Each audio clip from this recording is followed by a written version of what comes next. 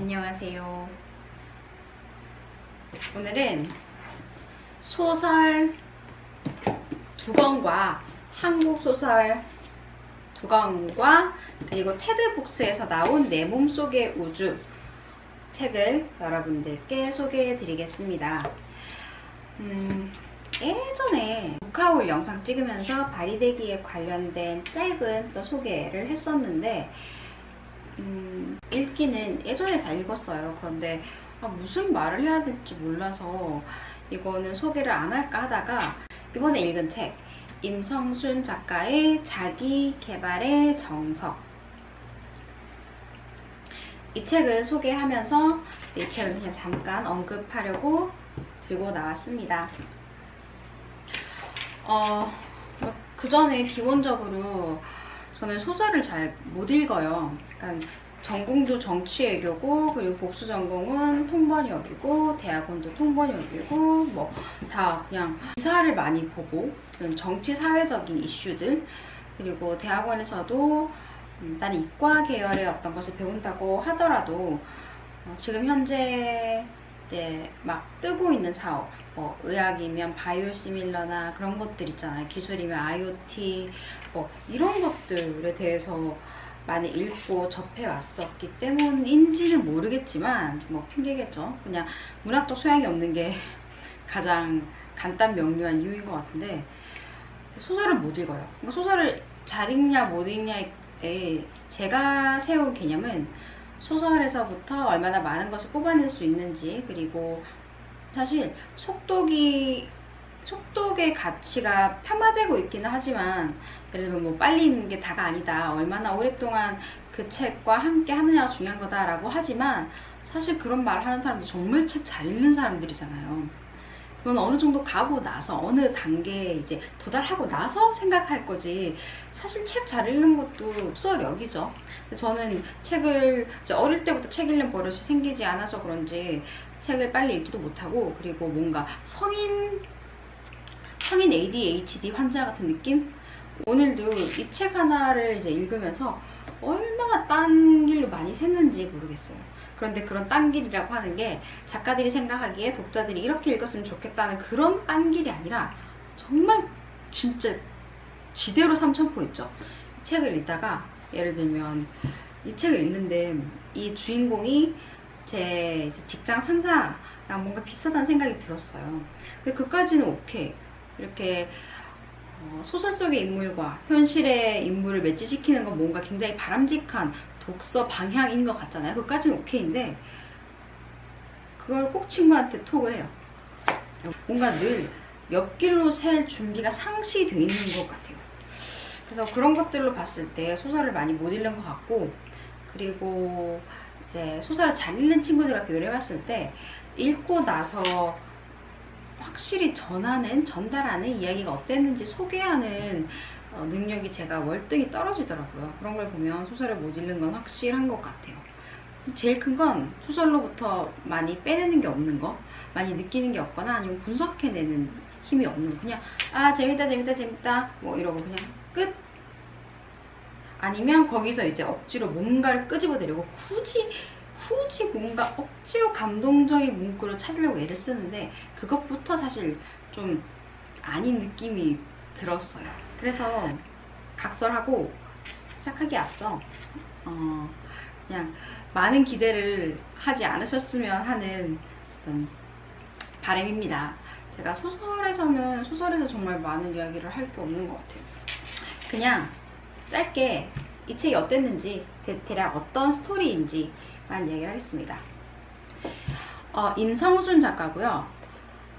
오늘의 젊은 작가, 자기계발의 정석. 그림 되게 오묘하죠? 더 오묘한 건 열어보면 짝눈이다요. 따라란, 보이시나요? 짝눈입니다. 이 책을 중반쯤 읽다가 앞에 우연히 봤는데 표지 그림이라고 설명이 되어 있더라고요. 표지 그림 이승만 작가라고 해야 되나요? 화가의 짝눈 이라고 되어 있는 걸 보고 펴봤더니 짝눈이더라고요. 일단 재밌었어요. 이 책을 올 휴가 때 가져갈 몇 가지 책으로 뽑힌 걸 봤거든요. 그래서 좀 느낌이 왔어요. 굉장히 뭔가 심오하거나 그런 내용이 아니라 굉장히 흥미롭고 빠른 속도로 읽어 내려갈 수 있는 책이겠다라는 생각은 들었습니다. 근데 역시나 그랬고요. 일단 내용은 하나예요. 참 불쌍하기 그지없는 본인이 불쌍하기 그지없는 그냥 기러기 아빠, 40, 50대 중년의 기러기 아빠 내용입니다. 그런데 글을 쓰는 그 스타일이 진짜 재밌어요. 자기 묘사가 너무 처절하고 찌질하고 비루하게 이루어지거든요. 하나를 제가 읽어 드릴게요. 아무것도 붙여놓은 게 없어서 지금 빌린 책이라서 페이지 찾긴 힘들고 제 인스타그램에 올려놨는데 그러니까 언어 유희가 정말 넘쳐납니다. 그리고 진짜 이야 참 글 잘 쓴다. 뭔가 굉장히 가벼운 느낌으로 어떻게 이렇게 그런데 굉장히 계획된 가벼운 느낌으로 어떻게 이렇게 쓸 수가 있지? 라는 생각이 듭니다. 일단 말을 하기 전에 읽어드리기 전에 여러분들이 좀 놀라실 수 있으니까 잠깐 이야기를 하면 이 책은 전립선염에 걸린 40, 50대 중반 남자의 이야기입니다. 그런데 갑자기 태어나서 처음으로, 그러니까 그 전까지도 어떤 자기 나름의 쾌감이라고, 육체적 쾌감이라고 하는 걸 느끼긴 했으나 전립선염 마사지를 받고 병원 치료를 하면서 태어나서 처음으로 이것이 진정한 쾌감이구나 라는 것을 깨닫게 되는 한 이제 남자의 아주 구질구질하고도 불쌍한 이야기입니다. 이 말을 먼저 드리고 글을 읽어 드릴게요. 안 그럼 놀라실까봐. 주인공이 의사 앞에서 이제 치료를 받으면서 그때 그 느낌을 이제 이야기를 합니다. 아이를 어르는 듯한 의사의 목소리는 이미 범람한 탕류 같은 이 부장의 굴욕감에 치욕을 3푼쯤 더했다. 최악이라는 단어조차도 이 부장의 상황을 표현하기에 부족했다. 어떤 사정이 있다 해도 다 큰 어른이 다른 남자 앞에서 사정없이 사정하는 일은 사정상 사정할 수밖에 없는 사정이었다 해도 결코 일어나서는 안 되는, 용납할 수 없는 사정이었다. 그대로 존재조차 사라지고 싶었지만, 아니 과거로 갈 수 있다면 자신을 수정시켰던 정에게 정충을 찾아서 사정없이 죽여버리고 어쩌고 저쩌고 한 내용입니다. 대충 느낌 오시죠? 말을 굉장히 재밌게 정말 갖고 논다 라는 느낌이 드는 책들이, 갖고 논다라는 느낌이 드는 글입니다. 이런 식의 언어 유희와 굉장히 진짜 킥킥 낼 수 있는 그런 부분들이 넘쳐나요. 그러니까 대략적인 스토리를 말씀드리면, 이제 그렇게 병원을 가서 처음으로 어떤 그 평생 느껴보지 못했던 그런 느낌을 느끼면서 어떻게 하다가 이제 그 의사가 추천한 마사지 기구가 있거든요. 근데 그 기기를 본인은 사용하기 싫어해요. 그런데 이제 억지로 사용을 하게 되면서 이제 막 세상이 불이 켜진 것 같다라는 생각을 하고, 이것은 무엇이지? 이 느낌은 무엇이지? 나는 여태 왜 몰랐을까라고 하면서 이제 오프라인 만남까지 나가게 됩니다. 그런 느낌을 아는 분들끼리 하는 오프라인 모임을 나갔는데 진짜 거기 나오는 사람들 되게 이상해요. 그리고 우리도 보통 모르는 사람을 지칭할 때 특징으로 말하잖아요. 그 검은 머리 있잖아. 뭐 이 사람도 어떤 사람을 묘사할 때 여드름이 난 어떤 청년의 묘사를 할 때 이름도 모르니까 그냥 여드름이 나왔다, 수염은 말을 하기를, 뭐 이런 식으로 이름을 붙여서 말을 하는데, 그런 점도 굉장히 재치 있고 글 속에서 되게 재밌게 읽혀요. 아무튼 그 오프라인 모임 비슷한 곳에 갔는데 알고 봤더니 그곳이 물건을 파는, 그 마사지 기구를 굉장히 비싼 값에 파는 그런 곳이었습니다. 거기서 뭐 산에 만에 뭐 옥신각신 하다가 나와서 이제 또 어떤 사고를 당해요. 자세한 이야기는 일단 생략을 할게요. 스포일러가 될 수 있기 때문에. 사고를 당하고 참 마지막 모습이 정말 안타깝습니다. 정말 눈물 없이 볼 수 없는 모습이죠. 그리고 나는 정말 겪고 싶지 않은, 나는 어떤 그 행동을 하는 사람으로든 아니면 그 행동을 보는 사람으로든 겪고 싶지 않은 일이 펼쳐집니다. 마지막 한 페이지만 읽어도 그 충격이 좀 커요. 그래서 진짜 재밌게 그냥 읽을 수 있는 여름 소설 책으로 추천을 뭐 드려야 되나? 뭐 읽을만 합니다. 재밌어요. 재밌긴 재밌는데, 네, 재밌죠. 재밌어요. 그 다음 문제의 발휘되기. 저는 북투별을 시작을 하면서 내가 못 읽는 책, 소설책, 그 중에 한국 소설을 좀 읽어야겠다. 읽고 사람들이랑 나눠야겠다. 그리고 나누는 과정에서 무언가라도 말을 해야 되니까 좀 내가 독서에서 성장하지 않을까라는 생각을 해서 야심차게 이제 막 한국 소설책들을 안 사다가 막 사들이기 시작을 했습니다. 근데 역시 세 살 버릇 여름까지 간다고 못 읽겠더라고요. 아니, 못 읽는 게 아니라, 그래서 황석영 작가님은 뭘 말하고 싶은 거지? 라는 생각이 들었어요. 이제 여자가 겪는 이야기, 탈북 여자의 이야기를 이제 전하는데, 일단 빨리 읽히긴 합니다. 하긴 그런 점은 진짜 인정하지 않을 수가 없는 게, 제가 소설을 잘 못 읽는 사람임에도 불구하고 진짜 그러니까 숨이 긴 글이잖아요. 한 줄 한 줄씩 읽어내는 글이 아니라 단락씩 읽어나가는 한 텀의 숨이 긴 글인 느낌은 분명히 들었어요. 그래서 이 책보다 이 책이 좀 더 빨리 읽혔던 것 같아요. 한 텀이 굉장히 길어서 쑥쑥 지나가는데, 근데 이것으로 영상을 찍으려고 하니 줄거리를 말하는 것 말고는 제가 여러분들께 어떤 말을 해줄 수 있을지 잘 모르겠는 거예요. 그래서 조금 찾아봤습니다. 찾아보니까 이제 한 여성이 여러 가지 어려움들, 특히 탈북 여성이 겪게 되는 여러 가지 어려움들을 잘 헤쳐나가는, 그런 주체적으로 헤쳐나가는, 의지하지 않고 뭐 그런 내용이다라고 요약을 하면 그런 이야기더라고요. 근데 뭐 그것도 사실 그런 해석이 제가 생각했을 때는 황석영 작가가 갖고 있는 원체 다양한 경험과, 그리고 황석영 작가님이 겪었던 굉장히 많은 역사적인 사건들을 그 서평을 하셨던 분이 알고 있기 때문에 이것과 이 글을 이렇게 잘 치대가지고 만들어낸 말이 아닌가라는 생각이 조금 들었어요. 만약에 황석영 작가님이 아닌 다른 젊은 사람이 썼다면 그 책을 이렇게 해석을 했을까라는 생각도 들더라고요. 그냥 제가 작가 이름은 생각이 안 나는데 라이팅 클럽이라는 소설이 있습니다. 제가 대학교 때 읽었던 소설인데 그 라이팅 클럽이랑 그냥 비슷한 느낌이었어요. 라이팅 클럽도 개포동에 별로 특별할 것 없는 동네에 살다가 어떻게 하다가 미국으로 건너갔나? 미국으로 건너갑니다. 미국으로 건너가서 일을 하고, 그러다 어떤 소식을 듣고 한국으로 급하게 오게 되는 그런 책인데,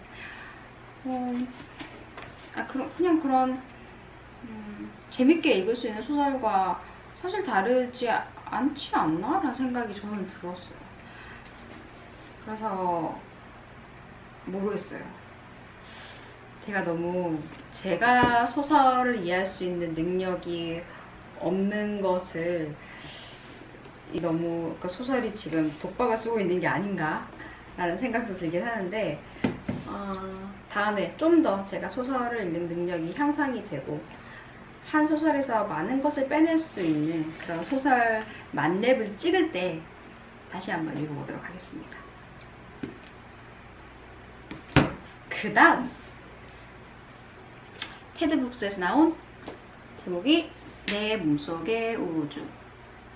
이 책은 제가 국제도서전에서 그 서점들 부스가 막 열려 있었잖아요. 근데 거기서 책을 광고하는 전단지를 보고 재밌을 것 같아서 샀습니다. 그러니까 이 책에서 말하는 건 뒤에를 조금 읽어 드릴게요. 인간 존재를 재정의하는 미생물 세계. 지금껏 몰랐던 우리 몸속 미생물의 현재 그리고 미래. 왜 나만 모기에 자주 물리는 걸까? 체중 증가를 막아주는 미생물을 만들어낼 수 있을까? 라고 이제 질문을 합니다.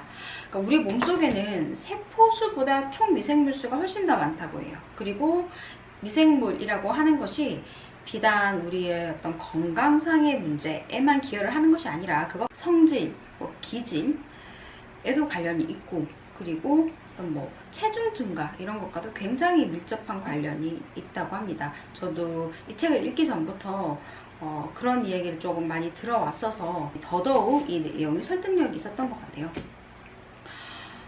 요즘 들어 옛날에는 뭐 아토피라는 단어가 지금처럼 이렇게 흔하지 않았잖아요. 근데 요즘은 굉장히 많은 아이들이 아토피로 어려움을 겪고 있고 힘들어 하는데, 그런 것들이 뭐 다른 기사를 읽어봐도 그렇고 이 책에서도 말을 하는 것이 너무 우리 아이들을 무균 상태에 두기 때문에 다양한 미생물들과 어릴 때부터 접촉하지 못했고, 그렇다 보니까 조금의 어떤 외부 침입이 들어와도 몸에서 바로 반응을 한다. 그리고 그것의 어떤 유해 반응으로서 이런 아토피, 피부염을 비롯한 여러 가지 문제를 겪고 있는 거다라고 이야기를 합니다. 그런 걸 읽으면서 그러면 내가 아토피염이 걸리지 않고 뭐 꽃가루 알레르기, 뭐 무슨 알레르기 이런 것들이 없는 게 내가 어릴 때 되게 더러운 곳에서 살았나? 이런 생각도 드는데, 뭐가 어찌 됐건 저는 개인적으로 참 다행이다라고 생각을 했어요. 심각하진 않지만 굉장히 사람을 힘들게 하는 그런 질병에 걸리지 않아서 그런 어떤 문제를 갖고 있지 않은 게 다행이다라고 생각을 하고, 미생물이 미생물이 미친 영향이 너무 막대하기 때문에 제왕절개를 할 때는 엄마의 미생물을 온전히 아이가 많이 받아갈 수 없대요. 그래서 자연분만을 하는 경우가 훨씬 아이한테 좋은데, 이 작가의 부부는 자연분만을 하려고 했는데 상황이 여의치 않아서 자연분만을 못했다고 합니다. 그래서 억지로 인위적으로 엄마의 미생물을 이제 채취를 해서 아이의 몸속 구석구석에 발랐다고 합니다. 작가는 미생물의 역할에 대해서, 그리고 부모에게 물려받는 어떤 미생물들에 대해서 굉장히 중요하게 다루고 있어요. 그리고 늘 다이어트에 대한 생각으로 고민을 하는 저에게 너무 새롭진 않았어요, 사실. 그 전부터도 뭐 갖고 있던 생각이긴 한데, 단순히 시기만으로 살이 찌고 안 찌고의 문제는 저는 아니라고 생각을 하거든요. 옛날에 읽었던 기사를 봐도 갈색 지방인가? 어떤 특정 지방을 더 많이 갖고 있는, 갈색 세포인가요? 잘 모르겠어요. 지방으로 할게요. 갈색 지방을 더 많이 갖고 있는 사람들이 그렇지 않은 사람보다 살이 덜 찐다, 뭐 라는 이야기가 나왔고, 그리고 이제 그것에 관련된 연구 결과들을 막 보면서 그치, 나는 그냥 체질적으로 그런 건데 내가 돼지같이 많이 먹어서 그런 게 아니야 라고 막 위로를 했던 적이 있는데, 여기서도 그렇게 이야기를 합니다. 그냥 가만히 있어도 살이 많이 찌는 그런 사람이 있고, 그렇지 않은 사람이 있는데 그것은 미생물의 차이다. 그래서 비만한 쥐의 대변에서 미생물을 채취해서 그것을 아무리 먹어도 살이 안 찌는 그런 쥐에게 넣었더니 그 쥐가 살이 찌기 시작하더라는 거죠. 그런 것들을 보면 미생물에 대한 연구가 좀 더 활발해지고, 그리고 이제 미생물과 관련된 연구 결과들이, 이를테면 치료법이나 또는 어떤 약물들이 소비자들에게 좀 더 접근성이 좋아지게 되면 비만이든 뭐 비만을 비롯한 굉장히 많은 질병들을 치료할 수 있겠다라는 생각이 들더라고요. 새롭진 않았지만 되게 흥미롭게 읽었어요. 왜냐하면 주요 골자는 우리가 생각하는 것보다 미생물이 우리에게 많은 영향을 끼친다는 것이었기 때문에 특별히 새로울 건 없었는데, 하지만 굉장히 흥미로웠고, 그리고 이 분야의 발전이 굉장히 기대됐어요. 멀리 보지 않아도 그냥 저와 같은 사람들만 생각을 하더라도 늘상 다이어트에 신경을 쓰고 그것 때문에 막 진짜 베개에 코 박고 울 때도 있고, 어떨 때는 살이 나만 분명히 똑같이 먹었는데 나만 쪄서 너무 억울하고 일도 하나도 안 되고, 막 학교 있을 때는 그것 때문에 우울해서 막 조퇴한 적도 있고 막 그렇거든요. 그런 것에 대한 생각에서 기인한 어떤 정신적인 건강까지 어쩌면 미생물 분야의 연구가 활발해지면 그런 것까지 다 어느 정도 해결이 되지 않을까라는 생각을 하게 됐습니다. 이 책 길지도 않고 굉장히 또 안에 이미지들이라고 해야 되나요? 그림들도 되게 예쁘게 들어있어요. 굉장히 귀엽게 보이시죠? 이 책 추천할 만한 것 같아요. 그리고 테드북스가 그냥 저는 느낌이 좋더라고요. 이게 과학 분야 강연을 모아서 5권인가 6권 세트로 이렇게 팔기도 하거든요. 그 책을 사도 괜찮을 것 같아요. 추천드립니다. 그리고 책 소개는 이걸로 끝을 내겠고, 지금 전 요새 책을 어떻게 읽어야 되냐, 요새 어떤 책을 읽어야 될까라는 고민을 조금 많이 합니다. 왜냐하면 제 인터넷 즐겨찾기 화면에 뭐 아마존, 예스24, 알라딘 이런 것들이 깔려 있는데, 보면 신간 정말 너무 읽고 싶은 신간들 쏟아지잖아요. 그런데 그런 것들을 물리적으로 진짜 다 읽을 수가 없죠. 그리고 또는 뭐 북클럽에 가서 북클럽의 지정도서라든지 아니면 이동진의 빨간 책방에서 다뤄주는 책이라든지 그런 것들도 다 읽어야 되겠고, 또는 알쓸신잡에서 나오는 그런 책들도 나는 몰랐지만 그들은 다 읽은 그런 책들도 읽어야 되겠고, 내 분야를 위한 어떤 진짜 테크니컬한 그런 책들도 읽어야 되겠고, 읽어야 될 책이 너무 많은 것 같더라고요. 그래서 어떤 생각을 했냐면, 예전에는 뭔들 도움 안 되겠어 라는 생각으로 그냥 그날의 기분에 따라서 책을 선택을 했는데, 요즘은 그러면 안 되겠다는 생각이 들었어요. 더워서 머리띠를 좀 끼고, 요즘은 그러면 안 되겠다는 생각이 들었어요. 왜냐면 이 책 한 권을 읽는다는 것은 이 책을 읽지 못하는 기회비용을 발생시키는 거잖아요. 어차피 우리가 쓸 수 있는 시간이 한정이 돼 있고, 그렇기 때문에 책 한 권을 골라 정말 잘 골라야겠다는 생각이 들더라고요.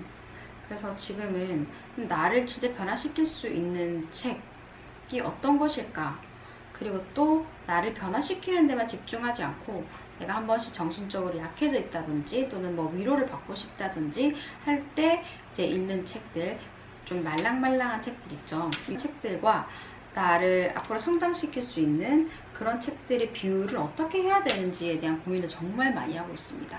그래서 지금 아예 그 도서 목록을 좀 제대로 엄선해서 만들어야겠다는 생각이 들었어요. 완벽한 공부법의 작가님께서 이런 말을 하셨거든요. 여러분들 뭐 새해 계획 짤 때 그냥 독서, 뭐 살 빼기 이런 식으로 하면 안 된다. 독서를 할 거면 정말 어떤 독서를 어떻게 할 거고 어떤 책을 1년 동안 읽을 것인지 그냥 데이터가 이미 나와 있어야 된다. 많은 조사를 한 이후에 1년 계획을 짜는 거다라고 말씀을 하셨는데, 저는 도서 목록을 미리 정해란 말이 굉장히 부담스럽게 느껴졌거든요. 왜냐하면 한 달만 지나도 신간들, 너무 이쁜 신간들이 정말 자태도 곱게 서점으로 진짜 막 쏟아지는데, 이걸 나오기도 전인 1년 전에 12개월 전에 내가 목록을 이렇게 짜서 해야 되나? 너무 소위 유두리가 없는 그런 계획이 되지 않을까라는 두려움이 있어서 그냥 그 이야기는 나랑은 좀 안 맞네 하고 흘렸는데, 지금은 조금 생각이 바뀌었어요. 예쁜 신간, 지금 핫한 책, 그런 거에 집중해서 안 된다는 생각이 들더라고요. 굉장히 엄격하게 나를 바꿀 수 있는 책들, 나에게 진짜 필요한 정보를 줄 수 있고 또는 굉장히 깊은 철학과 통찰, 현안이 담겨있는 책들을 진짜 읽어야 될 것들, 그런 것들을 놔두고 아직 입증되지 않은, 그리고 나한테 크게 도움이 될지 모르는 그냥 신간, 그냥 예쁜 책을 읽는 것이 현명하지 않을 수 있겠다는 생각이 조금씩 들면서 지금 어떤 책을 읽어야 될지 목록을 정말 제대로 만들려고 많은 것을 조사 중입니다. 이게 완성이 되면 여러분들에게도 소개를 해드리고 조만간 완성이 될 것 같고요. 그리고 완성이 되면 여러분들과도 함께 나누겠습니다. 아주 재밌을 것 같아요. 그럼 오늘도 아침이면 화이팅 하시고 밤이면 안녕히 주무세요. 바이.